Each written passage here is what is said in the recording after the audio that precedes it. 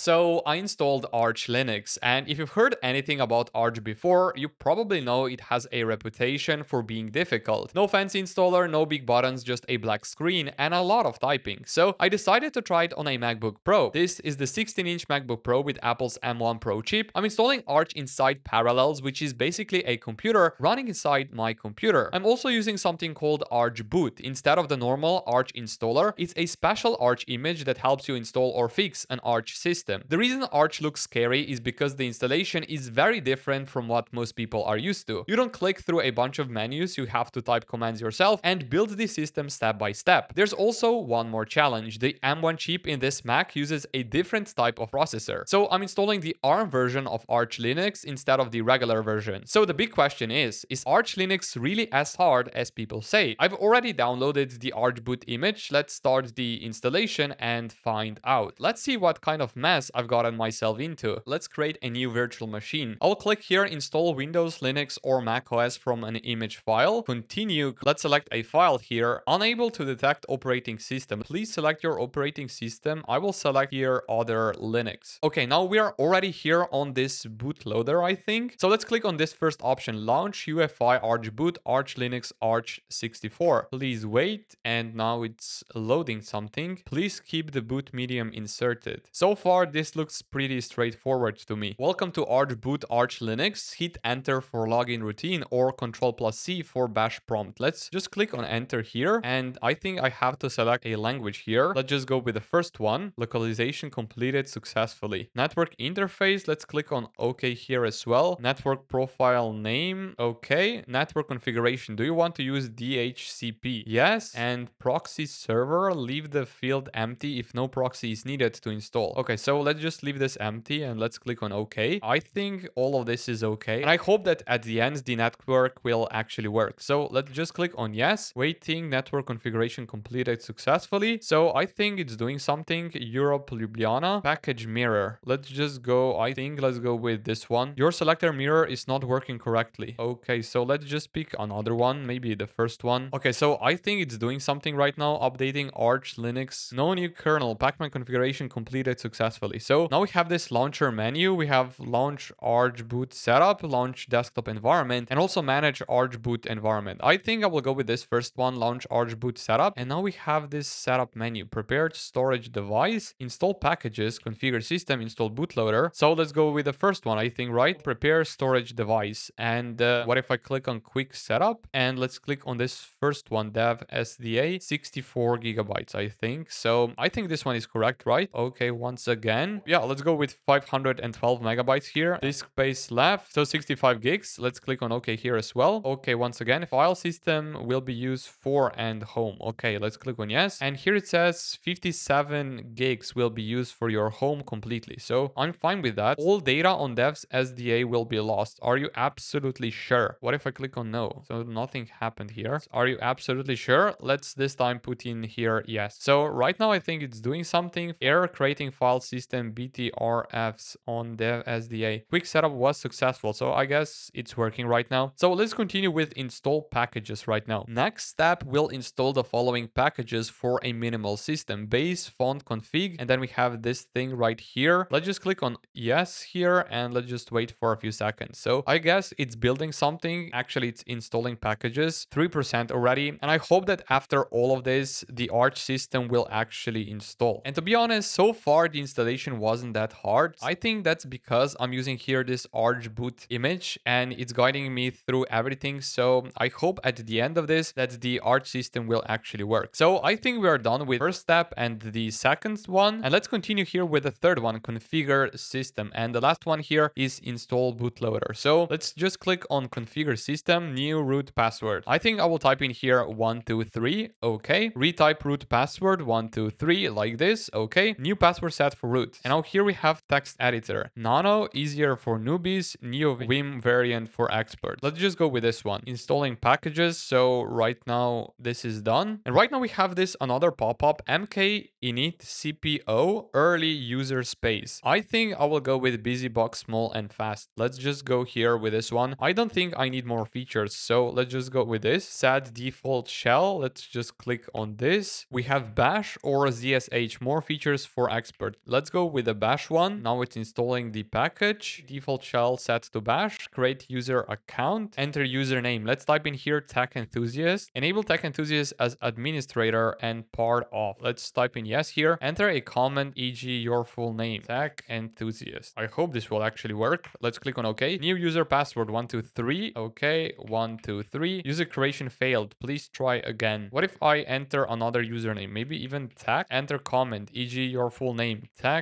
enthusiast. Okay, new user password 1234. 1234. Okay, new password set for tech. So right now I think this is actually working. Let's go here, modify user account. What is this? So we have here root, which is super user, and then we have tech or tech enthusiast. So let's go back to this, return to system configuration. Let's click on OK, and let's install here bootloader. Okay, and now here we have this too. Which one should I pick? Let's go with the first one. Package installation complete. So now if I go with the exit, reboot system, power off system. Let's go with reboot system. And right now it's rebooting, and I hope that it will here boot into the Arch Linux. I think I will have to remove the ISO for the installer here. Let's type in here reboot. Oh, so right now let's click on Arch Linux, and I hope this will actually work. It has two penguins on top here. My hostname login tech, I think. Password 123. What if I click on enter? So yeah, we are inside already. What if I type in here start?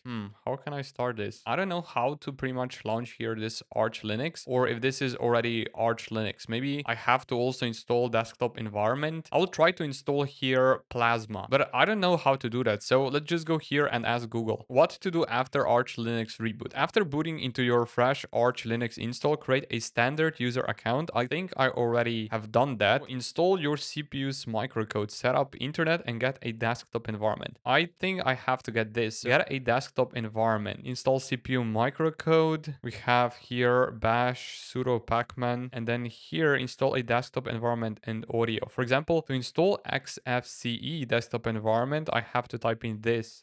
Thinking to install KDE Plasma on Arch Linux, update your system using sudo pacman cu, then install the display server. Okay, so I will have to type in this sudo pacman cu. So let's go to Arch Linux. Let's type in here sudo pacman syu like this. Let's click on enter. Bash sudo command not found. So right now let's try to just run this command. So sudo pacman syu enter. Okay, right now it's doing something. There is nothing to do. Let's go to ChatGPT and let's ask it here. Sudo pacman as plasma desktop. Or if you want a minimal installation, let's go here with this one. Sudo pacman as plasma meta. So I hope this will actually work. We have here sudo pacman as plasma meta. Boom. Command not found. Syu enter. Okay, there is nothing to do. Oh, right now it found something. So let's just enter a number, default 1. 1. Let's just here go with 1 again. 1, 1. Proceed with installation. Y. Enter. Right now it's working here in the background. So it's installing, I think, Plasma on the computer. So here I think I will also have to run this command right here. So I think I will paste these two commands into the terminal, and then I will reboot the system. And hopefully the Plasma KDE will actually work here on Arch. Plasma KDE desktop environment just finished installing. We have